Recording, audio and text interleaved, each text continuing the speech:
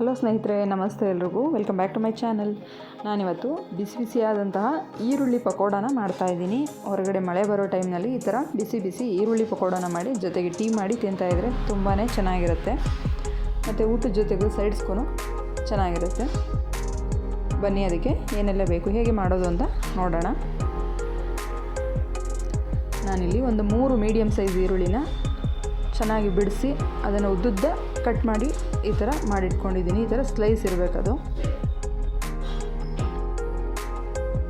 ಇದಕ್ಕೆ ನಾನಿಲ್ಲಿ 1 ಸ್ಪೂನು ಉಪ್ಪನ್ನು ತೊಗೊಂಡಿದ್ದೀನಿ, ರುಚಿಗೆ ತಕ್ಕಷ್ಟು.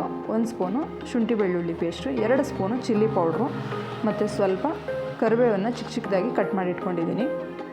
ಇದನ್ನು ಇದಕ್ಕೆ ಸೇರಿಸ್ಕೊಳ್ಳೋಣ. ತುಂಬ ಈಸಿ, ತುಂಬ ಬೇಗನೆ ಮಾಡ್ಕೋಬೋದು. ಟೀಗಿಟ್ಟು ಈ ಕಡೆ ಪಕೋಡಕ್ಕೆ ಕಲಸಿ ಮಾಡೋ ಅಷ್ಟರಲ್ಲಿ ಇದು ರೆಡಿ ಆಗಿಬಿಡುತ್ತೆ. ಇದಿಷ್ಟನ್ನು ಹಾಕಿದ್ದಾದಮೇಲೆ ಒಂದು ಸರಿ ಚೆನ್ನಾಗಿ ಇದನ್ನು ಮಿಕ್ಸ್ ಮಾಡ್ಕೋಬೇಕು.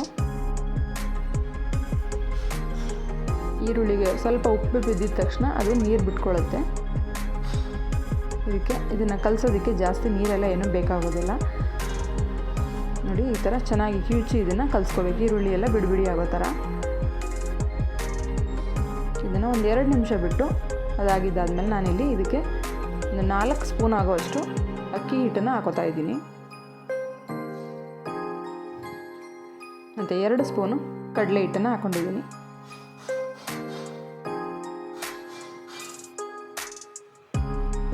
ಇದನ್ನು ಚೆನ್ನಾಗಿ ಮಿಕ್ಸ್ ಮಾಡ್ಕೋಬೇಕು. ಯಾವುದೇ ಥರದ ನೀರನ್ನು ಸೇರಿಸ್ಬಾರ್ದು. ಮೊದಲಿಗೆ ಈರುಳ್ಳಿ ನೀರು ಬಿಟ್ಟಿರುತ್ತಲ್ವ, ಆ ನೀರಿನಲ್ಲೇ ಇದನ್ನು ಎಷ್ಟು ಸಾಧ್ಯ ಆಗುತ್ತೋ ಅಷ್ಟು ಚೆನ್ನಾಗಿ ಕಲಿಸ್ಕೋಬೇಕು.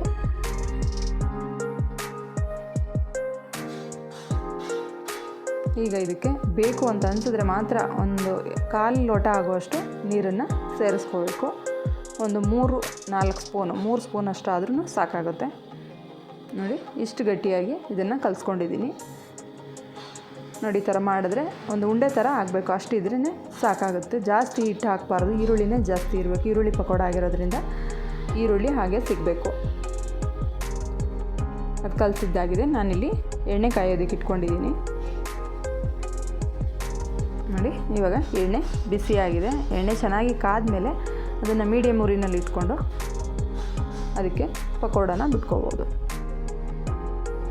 ಉಂಡೆ ಥರ ಮಾಡಿಬೇಕಿದ್ರೆ ಬಿಟ್ಕೋಬೋದು. ಈ ಥರ ಈರುಳ್ಳಿ ಈ ಥರ ಇದ್ದರೆ ಕ್ರಿಸ್ಪ್ ಆಗುತ್ತೆ. ಸುತ್ತಲೂ ಇರೋ ಈರುಳ್ಳಿ ಎಲ್ಲ ಚೆನ್ನಾಗಿ ಕ್ರಿಸ್ಪ್ ಆಗುತ್ತೆ. ಅದಕ್ಕೋಸ್ಕರ ನಾನು ಈ ಥರನೇ ಬಿಡ್ತಾಯಿದ್ದೀನಿ.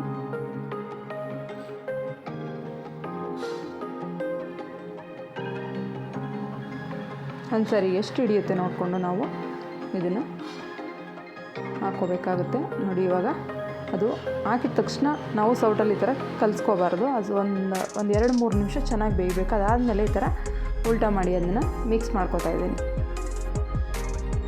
ನೋಡಿ, ಇವಾಗ ಒಳ್ಳೆ ಕಲರ್ ಬಂದು ಚೆನ್ನಾಗಿ ಪಕೋಡ ರೋಸ್ಟ್ ಆಗಿದೆ. ಇವಾಗ ಇದನ್ನು ತೆಗೆದುಬಿಡೋಣ. ಬಿಸಿ ಬಿಸಿಯಾದ ಈರುಳ್ಳಿ ಪಕೋಡ ಟೀ ಜೊತೆಗೆ ತುಂಬಾ ಒಳ್ಳೆ ಕಾಂಬಿನೇಷನ್ನು. ನೀವು ಕೂಡ ಮನೆಯಲ್ಲಿ ಟ್ರೈ ಮಾಡಿ ಹೇಗಿತ್ತು ಅಂತ ಕಮೆಂಟ್ ಮಾಡಿ ತಿಳಿಸಿ. ಯಾರೆಲ್ಲ ಇನ್ನು ನಮ್ಮ ಚಾನಲ್ನ ಸಬ್ಸ್ಕ್ರೈಬ್ ಮಾಡಿಲ್ಲ, ದಯವಿಟ್ಟು ಸಬ್ಸ್ಕ್ರೈಬ್ ಮಾಡಿ ನೋಡಿ. ಲೈಕ್ ಮಾಡಿ, ಶೇರ್ ಮಾಡಿ, ಕಮೆಂಟ್ ಮಾಡಿ. Thank you.